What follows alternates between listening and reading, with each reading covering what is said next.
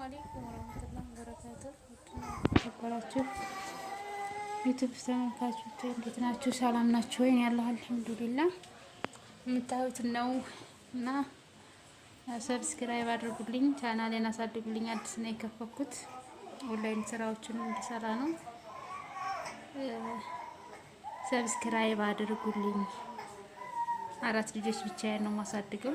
ስደት ከመሄድ እዚህ እየሰራሁ ልጆችን ባሳድግ ይሻላል። ስበቡን ይሄን አድርጌ ማለት ነው እና ሰብስክራይብ አድርጉልኝ ዩቲዩቤን እላቸዋለሁኝ።